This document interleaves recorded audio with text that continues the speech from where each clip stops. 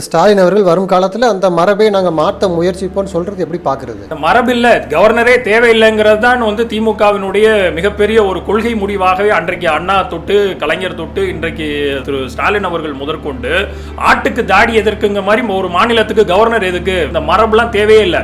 அவர் மரபுபடி வேலை பார்க்குறாரா? ஆர்டிகல் 176 தெளிவாக என்னென்ன கொடுத்துருக்காங்களோ அதை போய் படிச்சுட்டு வாங்கன்னு சொல்லுது. அதை பண்றாரா? ஒரு கவர்மெண்ட் கொடுக்குற சட்டத்திட்டங்களை பாலிசி மேட்டரை போய் படிக்கிறாரா? ஒரு வருஷ காலத்தில் நீங்கள் சட்டமன்றத்துக்கு வர்றதே ஒரு முறை 2 முறை தான்.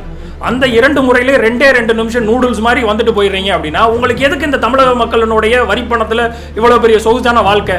அப்போ அந்த ஒட்டுமொத்த மரபையும் தூக்குறதை தாண்டி ஒட்டுமொத்தமாக கவர்னரே இருக்கக்கூடாதுங்கிற அந்த கொள்கை முடிவில் திமுக வெளிநடப்பு செய்த அடுத்த அரை மணி நேரத்தில் அவ்வளவு பெரிய அறிக்கை வருது ராஜ்பவன்ல இருந்து. அப்போ இது எல்லாமே ஆர்கெஸ்ட்ரேட்டட், இது எல்லாமே டெல்லி நாக்பூர் தலைமையில இருந்து ராஜ்பவன்ல இருந்து செல்லக்கூடிய ஆளுநர் என்ன பண்ணணும், உள்ளுக்கு போய் என்ன பண்ணணும், வெளியில வந்தோன்னு என்ன அறிக்கையை வெளியிடணும் முன்னக்கூட்டியுமே எல்லாம் டிராஃப்ட் பண்ணி கையில கொடுத்துருக்காங்க. ஏன்னா எலெக்ஷன் நேரம் ஆளுநருக்கு இந்த கிரீன்வேஸ்ல இருக்க மாதிரி ஒரு சின்ன ஏதாச்சும் ஒரு வீட்டை, ஏன்னா அவர் பார்க்குற வேலைக்கு அது போதும்.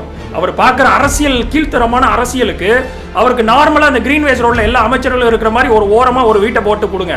690 ஏக்கர் மக்களினுடைய வரிப்பணத்தில் அவர் உட்கார்ந்து 2 நிமிஷம் நூடுல்ஸ் மாதிரி வந்து சட்டப்பேரவை கலங்கடிச்சிட்டு போறதுக்கு அவர் தேவையில்லைங்கிறத என்னுடைய பார்வை. ஒரு கலெக்ட், அது பொய்யோ மெய்யோ அது மக்கள் மன்றத்தில் கொண்டு வந்து வைக்க வேண்டியது மட்டும்தான் உங்கள் பொறுப்பு.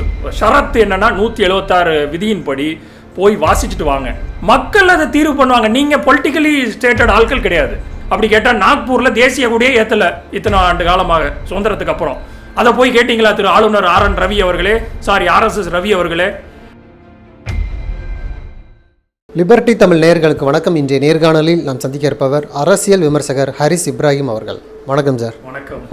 ஆளுநர் RN ரவி அவர்கள் கடந்த வருடம் போலவே இந்த வருடமும் வெளிநடப்பு பண்ணியிருக்கிறாரு. 9:20 வந்தார், 9:37 வெளிநடப்பு பண்ணிட்டாரு. அதாவது தவறான உரைகள், பொய்யான உரைகள் இருந்ததால் நான் படிக்கலை அப்படின்னு சொல்லி ஒரு அறிக்கை வெளியிட்டிருக்கிறாரு. பல்வேறு குற்றச்சாட்டுகள், தற்கொலைகளின் தலைநகரம், பாலியல் துன்புறுத்தல்னு சொல்லி பல்வேறு குற்றச்சாட்டுகளை முன்வைக்கிறாரு. ஸ்டாலின் அவர்கள் கடும் கண்டனம் தெரிவிச்சிருக்கிறார். வழக்கமாக அந்த மரபை மீறுவதாகவே ஆளுநர் வாடிக்கையாக வச்சிருக்கிறாரு சொல்லி ஒரு கண்டனம் தெரிவிக்கிறாரு. அது மட்டுமல்ல, சட்டமன்ற உரை ஆளுநர் உரையோடு தொடங்குங்கிற மரபே நாங்கள் இனி வரும் காலங்களில் மாற்ற முயற்சிப்போம்னு சொல்லியும் ஒரு ஸ்டேட்மெண்ட் கொடுத்துருக்கிறாரு. இந்த ஆளுநர் அவர்களுடைய வெளிநடப்பும் சரி, ஸ்டாலின் அவர்களுடைய இந்த கண்டனமும் சரி, நீங்கள் எப்படி பார்க்குறீங்க? உண்மையாகவே திரு RN ரவி அவர்கள் RSS ரவியாக மீண்டும் ஒரு முறை 3வது வருடமாக நிரூபித்ததாக தான் இந்த முதல் பார்வை நம்ம பார்க்கணும். ஏன்னா இவர் தொடர்ச்சியாக கான்ஸ்டியூஷனுடைய கஸ்டோடியன் தான் கவர்னர் அவர்கள். கவர்னர் ஆர்டிகிள் 153 தெளிவாக வரையறுக்கிறது. நீங்கள் ஒரு மாநிலத்தினுடைய எலெக்டட் ரெப்ரசன்டேட்டிவ் கிடையாது, நீங்கள் ஒரு கஸ்டோடியன் ஆஃப் த கான்ஸ்டியூஷன். நம்மளுடைய அரசியலமைப்பை போய் அந்த ஆளுநர் அந்த இடத்துல உட்கார்ந்து அந்த மாநிலத்தில் தெளிவாக நடத்துகிறாங்களா அப்படின்னு ஒரு பார்வையாளராக மட்டும்தான் இருக்கணுங்கிறது தான் கான்ஸ்டியூஷன் தெளிவாக வரையறுக்குது. இதுக்கு அடுத்து 154 ஆர்டிகிள் தெளிவாக நம்மளுக்கு சொல்கிறது என்னென்னா, அந்த ஸ்டேட்டோட பவர் எல்லாமே லெஜிஸ்லேட்டிவாக செலக்ட் பண்ணப்பட்ட அரசாங்கத்திடம், மக்களால் தேர்ந்தெடுக்கப்பட்ட அரசாங்கத்திடம் இருக்குது. இது ரெண்டையுமே தெரியாதவர் அல்ல ஆளுநர். ஆனால் இது அத்தனையும் மீறி இன்னைக்கு உரையை எழுதி கொடுக்கறது மட்டும்தான் ஒரு கவர்மெண்டோட வேலை. அந்த கவர்மெண்டோட பாலிசி மேட்டர் தான் சட்டமன்றத்தில் படிக்கப்படக்கூடிய உரை. இதை ஆர்டிகிள் 176 தெளிவாக தெரிவிச்சிருக்கிறது. என்னன்னா, ஒரு கவர்னர் நேர போறாரா சட்டமன்றத்தில் கவர்மெண்ட் கொடுக்கிற ஒரு உரையை, இது பாலிசி மேட்டர்.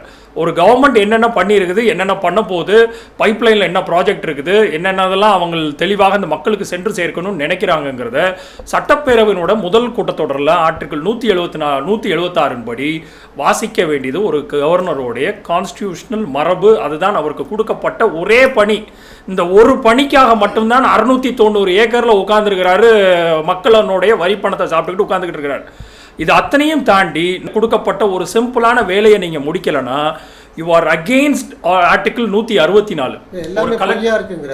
ஒரு கலெக்ட், அது பொய்யோ மெய்யோ அது மக்கள் மன்றத்தில் கொண்டு வந்து வைக்க வேண்டியது மட்டும்தான் உங்கள் பொறுப்பு. உங்களுக்கு கொடுக்கப்பட்ட பொறுப்பு தெளிவாக கான்ஸ்டியூஷன் கொடுத்துருக்கிற ஷரத்து என்னன்னா 176 விதியின்படி போய் வாசிச்சுட்டு வாங்க. மக்கள் அதை தீர்வு பண்ணுவாங்க. நீங்க பொலிட்டிக்கலி ஸ்டேட்டட் ஆட்கள் கிடையாது. SR பொம்மை கேஸில் இருக்குது, Shamsher Singh versus government of Punjab கேஸில் 1974 கவர்னர்களுக்கு என்ன பதவி அதிகாரம் இருக்குது அப்படிங்கிறத தெளிவாக சுப்ரீம் கோர்ட் பல தீர்ப்புகளில் கொடுத்துருக்குறாங்க. இதுபோல் SR பொம்மை கேஸ்லையும் தெளிவாக ஆளுநர் என்பவர் ஒரு சூப்பர் ஜஸ்டிஸ், அது என்ன சொல்றது, ஒரு விதமான மக்களால் தேர்ந்தெடுக்கப்பட்ட அரசாங்கத்தை மலினப்படுத்துறதுக்கோ மட்டப்படுத்துறதுக்கோ கூடாதுங்கிறது தெளிவாக தெரிவிச்சிருக்கு. அப்படி இருக்குங்கும் போது தமிழக அரசாங்கத்தினுடைய நேர் எதிராக பிஜேபி இருக்குதுன்னா அந்த பிஜேபியால் ரெப்ரசன்ட் பண்ணப்பட்ட ஆளுநர் அது திமுக அரசாங்கத்திற்கு எதிரான ஒரு பார்வையாக முன்வைக்கக்கூடாது. நீங்கள் நிஜமாக ஒரு ஆளுநர் பதவிக்கு உட்பட வரனா 8.5 கோடி மக்களால் தேர்ந்தெடுக்கப்பட்ட ஒரு அரசாங்கம், மக்களுக்கான ஒரு கவர்னராக இருக்க வேண்டிய ஆளு நேர போய் பாலிடிக்ஸ் பண்றதுக்கு நீங்க பிஜேபியினோட ஆளாக அங்க போய் உட்காரல. அப்போ நீங்க தொடர்ச்சியாக ஆர்எஸ்எஸ்னுடைய சித்தாந்தத்தையும் பிஜேபியினுடைய சித்தாந்தத்தையும் ஒட்டு மொத்தமாக செதிலமடைய செய்கிற மாதிரி நேர போய் அங்க மக்களினுடைய மரபை மீறி, மாமன்றத்தினுடைய மரபை மீறி தொடர்ச்சியாக 3வது வருஷமாக தேசிய கீதத்தை பாடுறது கடைசியில் பாடணுங்கிறது மரபு. தமிழகத்தினுடைய சட்டப்பேரவையும் சரி, தமிழகத்தில் நடக்கக்கூடிய எந்த நிகழ்ச்சியாக இருந்தாலும் தமிழ் தாய் வாழ்த்துடன் ஆரம்பித்து கடைசியாக முடிக்கிறது தேசிய கீதத்தோடு முடிக்கிறது மரபாக இருக்கும்போது, ஆமாம், நாகாலாந்திலிருந்து அங்கே விரட்டி அடித்த அந்த ஹிஸ்ட்ரி நம்மளுக்கு தெரியும். அப்போ நீங்கள் அங்கேருந்து இங்கே ஒழுக்கமாக இருந்துட்டு ஒழுக்கமாக செல்வீர்கள் என்று ஒவ்வொரு வாட்டியும் தமிழக மக்களும் சரி, தமிழகத்தில் இருக்கக்கூடிய பல்வேறு அரசியல் கட்சிகளும் உங்களுக்கு தெளிவான பார்வையை வைக்கிறாங்க. ஆனால் திருப்பி நீங்கள் திருப்பியும் அதே நாக்பூருடைய சித்தாந்தத்தை, அப்படி கேட்டால் நாக்பூரில் தேசிய கொடியே ஏற்றலை இத்தனை ஆண்டு காலமாக சுதந்திரத்துக்கு அப்புறம். அதை போய் கேட்டிங்களா திரு ஆளுநர் RN ரவி அவர்களே, RSS ரவி அவர்களே? அதை கேட்கறதுக்கு உங்களுக்கு தானி இல்லை, தெம்பு இல்லை. அப்போ உங்களுடைய கீழ்த்தரமான 3ஆம் தர அரசியலை பண்றதுக்கு நீங்க தனியாக ஒரு பொலிட்டிக்கல் பார்ட்டி ஆரம்பிங்க. பொலிட்டிக்கல் பார்ட்டி ஆரம்பிச்சு அங்க உங்களுடைய அரசியல் கருத்துக்களை வைங்க. கான்ஸ்டியூஷனோட கஸ்டோடியனா ஒரு போஸ்ட்மேனா இருந்து வேலை பார்க்குறவருக்கு ஒரு சில வரையறைகளை இந்த தமிழக அரசாங்கமும் சரி ஒட்டுமொத்தமான கான்ஸ்டியூஷன் கொடுத்துருக்குன்னா அந்த ஃப்ரேம் ஒர்க்குள்ள மட்டும் வேலையை பாருங்க. வேலையை பார்க்கலன்னா கண்டிப்பாக ஆர்எஸ்எஸ்னுடைய பிஜேபியினுடைய சித்தாந்தத்தின்படி அந்த மரபுகளை மாற்றணும்னு முதலமைச்சர் சொல்றதுல எல்லளவும் அதில், ஏன்னா இது சுயமரியாதையினோட மரபை மீறிதான் ஆகணும். அதாவது எப்படி தேசிய கீதம் முதல்ல பாட முடியாது, அதுபோல் ஆளுநர் உரையோடு தொடங்கணும்னு ஒரு மரபு இருக்குது. ஸ்டாலின் அவர்கள் வரும் காலத்தில் அந்த மரபை நாங்கள் மாற்ற முயற்சிப்போம்னு சொல்கிறது எப்படி பார்க்குறது? இந்த மரபில்லை, கவர்னரே தேவையில்லைங்கிறது தான் திமுகவினுடைய மிகப்பெரிய ஒரு கொள்கை முடிவாகவே அன்றைக்கு அண்ணா தொட்டு கலைஞர் தொட்டு இன்றைக்கு தலைவர் திரு ஸ்டாலின் அவர்கள் முதற்கொண்டு ஆட்டுக்கு தாடி எதற்குங்க மாதிரி ஒரு மாநிலத்துக்கு கவர்னர் எதுக்கு, மக்களால் தேர்ந்தெடுக்கப்பட்ட ஒரு அரசாங்கத்துக்கு எல்லா பவரும் இருக்குது, எல்லா விதமான சட்டத்திட்டத்துக்கு உட்பட்டு நடக்கக்கூடிய அந்த கவர்னருக்கு அது ஒரு மேற்பார்வையராக இருக்கிறவருக்கு 690 ஏக்கரில் கிட்டத்தட்ட பல 100 கோடி ரூபாயை 5 ஆண்டு காலத்தில் செலவழிக்க வேண்டிய தேவை என்ன இருக்குது? அவர் வெறும் தேநீரும் அந்த டின்னர் மீட்டையும் வைக்கிறதுக்காக ஒரு ஆளுநருக்கு அவ்வளோ பெரிய பலேஷியஸாக எல்லா மாநிலங்கள்லையும், இது யூனியன் டெரிட்டரிக்கு வேற விஷயம். ஆனால் ஒவ்வொரு மாநிலத்திலையும் மக்களால் தேர்ந்தெடுக்கப்பட்ட ஆட்சி அதிகாரங்கள் இருக்கும்போது இந்த கவர்னரே எதுக்குன்னு கேட்குற மாதிரி இருக்குங்கும் போது இந்த மரபுலாம் தேவையே இல்லை. அவர் மரபுபடி வேலை பார்க்குறாரா? ஆர்டிகல் 176 தெளிவாக என்னென்ன கொடுத்துருக்காங்களோ அதை போய் படிச்சுட்டு வாங்கன்னு சொல்லுது. அதை பண்ணுறாரா? ஒரு கவர்மெண்ட் கொடுக்குற சட்டத்திட்டங்களை பாலிசி மேட்டரை போய் படிக்கிறாரா? அப்போ உங்களால் ஒரு வருஷ காலத்தில் நீங்கள் சட்டமன்றத்துக்கு வர்றதே ஒரு முறை 2 முறை தான். அந்த 2 முறையிலே 2 நிமிஷம் நூடுல்ஸ் மாதிரி வந்துட்டு போயிடுறீங்க அப்படின்னா உங்களுக்கு எதுக்கு இந்த தமிழக மக்களினுடைய வரிப்பணத்தில் இவ்வளோ பெரிய சொகுசான வாழ்க்கை? அப்போ அந்த ஒட்டுமொத்த மரபையும் தூக்குறதை தாண்டி ஒட்டுமொத்தமாக கவர்னரே இருக்கக்கூடாதுங்கிற அந்த கொள்கை முடிவில் திமுக ஸ்ட்ராங்காக இருக்கணும். இதை ஒட்டுமொத்தமாக எப்படி இவர்கள் டீலிமிட்டேஷன் பாலிசியை போன்று பல்வேறு மாநிலங்களை ஒன்று இணைக்கிறதுக்காக ஒரு பல மீட்டிங்கை போட்டாங்களோ அதே மாதிரி இதை முன்னெடுக்க வேண்டியது காலத்தினுடைய கட்டாயமாக இருக்குது. ஏன்னா இது முதல் மாநிலம் இல்லை தமிழ்நாடு, வெஸ்ட் பெங்கால்லையும் சரி கேரளாலையும் சரி ஒட்டுமொத்தமாக காங்கிரஸ் அல்லாத, பிஜேபி அல்லாத காங்கிரஸ் ஆளும் மாநிலங்கள், திமுக ஆளும் மாநிலங்கள் போன்ற பல்வேறு எதிர்க்கட்சி ஆளும் மாநிலங்கள் எல்லாத்துலேயுமே இவர் வைத்திருக்கிற ஒரே ட்ரம்ப் கார்டு இந்த மாதிரி கவர்னரை வைத்து 3ஆம் தர வேலைகளை பார்ப்பது தான் பிஜேபியும் RSSம். இன்னைக்கு எழுதி ஒரு அறிக்கை வெளியிட்டிருக்கிறாரு. ஒட்டுமொத்தமாக தமிழ்நாடு ஏதோ பின்னோக்கி 50-60 வருஷத்துக்கு பின்னாடி போன மாதிரி பல பாயிண்ட்களை, இந்த பாயிண்ட் எல்லாம் உடனே வெளியில அடுத்த செகண்ட் இவர் டிராஃப்ட் பண்ணி அனுப்ப முடியுமா? அப்போ வெளிநடப்பு செய்த அடுத்த ஒரு அரை மணி நேரத்தில் அவ்வளோ பெரிய அறிக்கை வருது ராஜ்பவன்ல இருந்து. அப்போ இது எல்லாமே ஆர்கெஸ்ட்ரேட்டட், இது எல்லாமே டெல்லி நாக்பூர் தலைமையில் இருந்து ராஜ்பவன்ல இருந்து செல்லக்கூடிய ஆளுநர் என்ன பண்ணணும், உள்ளுக்கு போய் என்ன பண்ணணும், வெளியில வந்தோன்னு என்ன அறிக்கையை வெளியிடணும்னு முன்னக்கூட்டியுமே எல்லாம் டிராஃப்ட் பண்ணி கையில் கொடுத்துருக்காங்க. ஏன்னா எலெக்ஷன் நேரம், யாரை வச்சு அரசியல் பண்ணலாம்?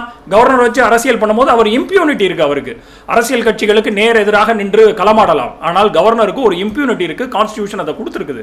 ஸோ அந்த ஃப்ரேம் ஒர்க்குள்ள இருந்து அந்த விதமான ஒளிஞ்சிருந்து ஒரு விளையாட்டை வந்து ஆர்எஸ்எஸ்னுடைய நாக்பூரினுடைய தலைமை ஆர்எஸ்எஸ் ரவியின் மூலியமாக வேலை பார்க்கறதா தான் நம்ம பார்க்கணும். இதை தெள்ள தெளிவாக இந்த சுயமரியாதை கண்ட தமிழகத்தினுடைய மண் இந்த கவர்னருங்கிற ஆட்டுத்தாடி எதுக்குங்கிற மாதிரி இந்த கவர்னரே எதுக்குங்கிற ஒரு விஷயத்தை கொண்டு வரணும். ஒட்டுமொத்தமாக அந்த ஆளுநர் மாளிகையை நாட்டுடைமையாக்கி அதற்கான மக்களின் தேவைப்பாட்டுக்குள்ள ஒரு அரசாங்கத்தினுடைய மருத்துவமனையாவோ எதையோ ஒன்று உருப்படியாக மக்களுக்கான தேவைக்கான ஒரு மாளிகையாக அதை மாற்றணும். ஆளுநருக்கு இந்த கிரீன்வேஸில் இருக்க மாதிரி ஒரு சின்ன ஏதாச்சும் ஒரு வீட்டை, ஏன்னா அவர் பார்க்குற வேலைக்கு அது போதும். அவர் பார்க்குற அரசியல் கீழ்த்தரமான அரசியலுக்கு அவருக்கு நார்மலாக அந்த கிரீன்வேஸ் ரோடில் எல்லா அமைச்சர்களும் இருக்கிற மாதிரி ஒரு ஓரமாக ஒரு வீட்டை போட்டு கொடுங்க. 690 ஏக்கர் மக்களினுடைய வரிப்பணத்தில் அவர் உட்கார்ந்து 2 நிமிஷம் நூடுல்ஸ் மாதிரி வந்து சட்டப்பேரவை கலங்கடிச்சிட்டு போகிறதுக்கு அவர் தேவையில்லைங்கிறத என்னுடைய பார்வை. தாவேகா கட்சித் தலைவர் விஜய் அவர்கள் இந்த கரூர் துயரம் சம்பவமான அந்த சிபிஐ விசாரணை 2 நாட்கள் பொங்கலுக்கு முன்னாடி அப்புறம் பொங்கலுக்கு அப்புறம் ஒரு நாள் முடிந்தது. அவருக்கு பிப்ரவரி மாதம் குற்றப்பத்திரிக்கை வரப்போகுது. அதில் அவர் பேர் இருக்கும்னு தகவலாம் வந்துச்சு. ஆனால் நிர்மல்குமார் வந்து அதெல்லாம் பொய்யான தகவல்னு சொல்லி மறுக்கிறாங்க. ஆனாலுமே சிபிஐ வட்டாரத்தில் தகவல் இருக்குன்னு எல்லா தொலைக்காட்சிக்குமே செய்தி போட்டாங்க. ஒரு புறம் இந்த சிபிஐ விசாரணை கூட்டணிக்கு அழுத்தம் கொடுக்கறதாக சொல்லப்படுது. இன்னொரு புறம் ஜனநாயகன் படத்தை வெளியே இன்னும் விடலை. இவ்வளவு சிக்கல்கள் தொடர்ச்சியாக விஜய்க்கு கொடுக்குறாங்களா? அதை எப்படி பார்க்குறீங்க நீங்கள்? நான் முன்னமே சொன்ன மாதிரி தான் வாண்டடாக வந்து வண்டியில் ஏற்றி விட்டுருக்கிறார் ராதவ் அர்ஜுனா. அதனுடைய நீட்சி தான் இன்றைக்கு சிபிஐனுடைய மிகப்பெரிய அழுத்தம். ஸ்டேட்டோடைய ஒரு மிகப்பெரிய ஒரு இண்டிபெண்ட் பாடியை வைத்தும் ஜஸ்டிஸ் அருணா ஜெகதீஷன் அவர்களுடைய அமர்வை வைத்து ஒரு தனியாக ஒரு அமர்வு ஏற்படுத்தியிருந்தார் நீதித்துறையின் மூலமாக. அடுத்து ஹைகோர்ட்டினுடைய மிக முக்கியமாக ஆஷ்ரா கர்க் மூலியமாக ஒரு எஸ்ஐடியும் ஃபார்ம் பண்ணியிருந்தாங்க.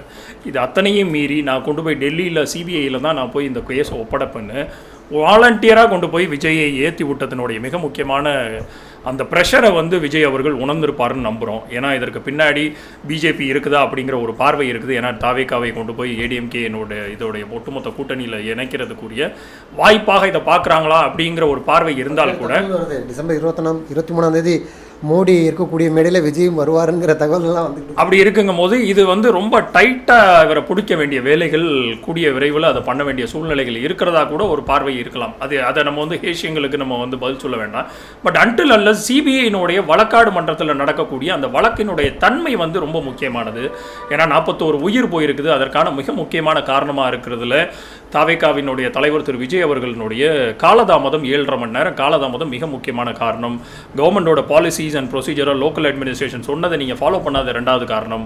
3வது மேலே இருந்து நீங்கள் பார்க்கும்போது எல்லாமே விசிபிளாக கிளியராக தெரியுங்கும் போது நீங்கள் ஏன் அந்த மீட்டிங்கை ஸ்டாப் பண்ணிட்டு உடனடியாக முதலுதவி சிகிச்சையை அளிக்கிறதுக்கு வழிவிடலை? ஒட்டுமொத்தமாக அதை ஸ்டாப் பண்ணிவிட்டு அடுத்தடுத்த செகண்டே அதை பண்ணியிருந்தாங்கன்னா உயிரிழப்புகள் கம்மியாக இருக்குன்னு இந்த 3 லெஜிட்டிமேட்டான குவரியை வந்து சிபிஐ எழுப்பியிருக்கிறதா நம்ம கேள்விப்படுறோம். அப்போ இந்த 3 கேள்வியுமே ரொம்ப பர்டினண்டான கேள்வி. இது விஜயை மட்டும்தான் காரணத்துமாக அந்த கேள்விக்குரிய காரணத்தை கடைசியாக கொண்டு போய் நிப்பாட்டுறது A1 குற்றவாளியாக திரு விஜய் அவர்களை தான் கொண்டு போய் நிப்பாட்டுங்கிறதுல மாற்றுக்கிறதே இல்லை. அப்போ சிபிஐனுடைய அறிக்கை குற்றப்பத்திரிகையில் வந்து விஜயின் அவர்களுடைய பேர் இன்க்ளூட் ஆனாலே ஆட்டோமேட்டிக்காக அவரை கஸ்டோடியில் எடுத்து கொண்டு போய் விசாரணை வளையத்துக்குள்ளே கொண்டு வர்றாங்கன்னா பிப்ரவரி மாதத்தில் அது நடக்குதுன்னா மார்ச் ஏப்ரலுக்குள்ளே தேர்தல் காலகட்டம் வந்துடும். அப்போ இவருக்கு இருக்கக்கூடிய ஒரே தீர்வு இன்றைக்கு பாஜக கூட்டம் மண்டியிடுறது மட்டும்தான். அப்போது அதை தெளிவாக அவர் பார்க்குறதுக்குரிய வேலையாக இன்னொரு சைடில் கார்னரிங் பண்ணுறதுக்கு இந்த ஜனநாயகன் படத்தை யூஸ் பண்ணுறாங்களாங்கிற பார்வையும் இருக்குது. ஆனால் அதே காலகட்டத்தில் போன இன்னொரு படம் ரிலீஸ் ஆகி ஓடிக்கிட்டு இருக்குங்கிற பட்சத்தில் திருப்பியும் இந்த சிபிஎஃப்சியின் மூலியமாக இண்டிபெண்ட் பாடியாக இருக்கிறத வந்து விஜய்க்கு எதிராக அரசியல் காரணங்களுக்காக பயன்படுத்துகிறாங்களா அப்படிங்கிற ஒரு பார்வை இருக்குது. அந்த பார்வையிலேயுமே சிபிஎஃப்சி வைக்கக்கூடிய வாதமும் ஒரு விதத்தில் அந்த ஃப்ரேம் ஒர்க் எங்களோட ஃப்ரேம் ஒர்க்கை வந்து இவங்க 500 கோடி ரூபாய்க்கு படம் எடுத்து வச்சிருக்காங்கன்னா நாங்கள் அவங்க ரிலீஸ் டேட் அனுபவிச்சதுக்கப்புறம் எங்கள்கிட்ட வந்து அப்ரூவலுக்கு வந்தால் நாங்கள் பண்ண முடியாது. நாங்கள் ஒவ்வொரு படத்துக்குமே இவ்வளோ சிக்கல்கள் இல்லை, ஜனநாயகம் மட்டும் ஏன் இவ்வளவு தடைகள்னு கேட்குறாங்க. அது தேர்தல் சமயம் தான் காலதாமம். தேர்தல் சமயம் மட்டும்தான் இதை வந்து ப்ரெடிக்ட் பண்ணுது. அதுவும் இல்லாமல் விஜய் தாவேகா கூட்டணி வந்து நேரடியாக ஏடிஎம்கேக்குள்ளே போகுதுங்கிற ஒரு அசைன்மெண்ட்டை கொடுத்துட்டாருன்னா நாளைக்கு ஜனநாயகன் படம் ரிலீஸ் ஆயிரும். நாளை கழிச்சு சிபிஐனுடைய வழக்கு புஷ்வானாமே கிருத்தி அடுத்து கிட்டத்தட்ட 10-15 வருஷம் இழுக்கும். இதை நம்ம சொல்லலை, ஆதவ அர்ஜுனா சொல்லியிருக்கிறாரு சிபிஐ யூஸ் பண்ணுறதே இவங்க காலதாமத்துக்குன்னு. அதே ஆள் தான் விஜயை வாண்டடாக கொண்டு போய் வண்டியில் ஏற்றி விட்டுருக்கிறார். ஸோ இந்த இரட்டை நிலைப்பாடு கூட இருக்கிறது யாருங்கிறத விஜய் அவர்கள் தெளிவாக நம்மளை பொறுத்தளவுக்கு விஜய் ஒரு நல்ல ஆக்டர், அதில் மாற்றுக்கருத்தே இல்லை. ஒரு நல்ல ஹியூமனான்னு கேட்டிங்கன்னா அதில் 2ஆம் பட்சம் 3ஆம் கருத்துக்கள் இருக்குன்னா கூட அரசியல் கணக்கில் அவர் ஆரம்பிக்கும் போது அவரை சுற்றி இருக்கக்கூடிய ஆட்கள் யாருங்கிறத பார்க்க வேண்டியது அவருடைய தருணமாக நினைக்கிறேன். அவர் யார் கூட நின்று இந்த ரெசிஸ்டன்ஸை எப்போ உண்டு பண்ண போகிறாரு, இவர் மூன்றாம் கட்சியாக இருந்து களமாட போகிறாரா, இல்லை பாஜக அதிமுக கூட சேர்ந்து பயணித்து ஒட்டுமொத்தமான தமிழக மக்களினுடைய மற்றொரு எதிர்ப்பையும் அந்த ஸ்திரத்தன்மை இல்லாத ஒரு தன்மையை வெளிப்படுத்த போகிறாராங்கிறது, இந்த சிபிஎஃப்சி கேஸ்லேருந்து எப்படி அவர் வெளியில் வரார், சிபிஐ கேஸ்லேருந்து எப்படி வெளியில் வர போகிறார், அந்த ரெண்டையும் எப்படி மூர்க்கத்தனமாக எதிர்க்கிறார் அப்படிங்கிறதெல்லாம் தமிழகத்தில் அவருடைய அரசியல் நிலைப்பாடு தெள்ள தெளிவாக மக்கள் உணர்த்த போறாங்க. இந்த ரெண்டு ரெசிஸ்டன்ஸையும் நீங்க தாண்டி பாஜகக்குள்ள அதிமுகக்குள்ள போகாம நான் மூன்றாம் தரமாகவே இருக்கிறேன், உங்க மேல இருக்கக்கூடிய அத்தனை ஐயங்களையும் நீங்கள் காப்பாற்றி வெளியில வர்றீங்கன்னா அப்போ உங்களுக்கான அடுத்தடுத்த தேர்தல்களில் மக்கள் உங்கள் பக்கம் இப்பவே நீங்க நினைச்ச மாதிரி உடனே சிஎம் சேரை போடுற அளவுக்கு நானோ நீங்களோ என் வீட்டில் இருக்கிறவங்களோ உங்க வீட்டில் இருக்கிறவங்களே 10 பேர் போட மாட்டாங்க போது, அப்போ ஒட்டுமொத்தமான தமிழக மக்கள் 8.5 கோடி மக்கள்ல 4.5 கோடி பேர் இன்னைக்கு இருக்கிறோம். 4.5 கோடி பேர்ல 4.5 கோடி பேரும் விஜயை எப்படி ஆதரிப்பாங்க? இந்த காரணத்துக்காக வெறும் அவர் திரையில தோன்றிருக்கிறார், மெர்சல் படத்துல ஜிஎஸ்டியை எதிர்த்து கேட்டிருக்கிறார், தெரி படத்துல போலீஸ் கண்ணை வச்சு இப்படி சுட்டிருக்கிறார் அப்படி சுட்டிருக்காருக்காக யாராச்சும் ஓட்டு போடுமா? அப்போ பாலிசி அண்ட் கவர்னன்ஸுங்கிறது முக்கியம். உங்களுக்கு என்ன தெரியும் பாலிசி அண்ட் கவர்னன்ஸுக்கு? சரி கற்றுக்கிடுவீங்கன்னா ஒரு மீட்டிங்கே உங்களால் ஒரு நிதானமாக நின்று நிதானமாக கொடுத்துருக்கிற அட்மினிஸ்ட்ரேட்டிவ் ப்ரொசீஜர்ஸ் படி உங்களால் நடத்த முடியல. அப்போ நீங்கள் எப்படி ஒட்டுமொத்தமான தமிழக மக்களை காப்பாற்றுவீங்கன்னு ஒரு சிம்பிளான கேள்வியை சிபிஐ இன்னைக்கு எழுப்பியிருக்குது. அதற்கு அதெல்லாம் பதில சொல்லிட்டு அவர் அந்த குற்றப்பத்திரிகையில் பேர் இன்க்ளூட் ஆகாமல் வெளியில் வரட்டும், பாஜகவை ரூல் பண்ணாமல் பாஜகவினுடைய இந்த ப்ரெஷர் டாக்டிக்ஸுக்கு உள்ளே அவர் சிக்காமல் வெளியில் வந்தார்னா அவருக்கான வாய்ப்புகள் தமிழக அரசியலில் இருக்கலாம். அது இன்னும் ஒரு 10-15 வருஷம் ஆகலாம். நன்றி. நிறைய தகவல்களை நேரில் சொல்லியிருக்கீங்க. உங்களுடைய நேரத்துக்கு ஓகே.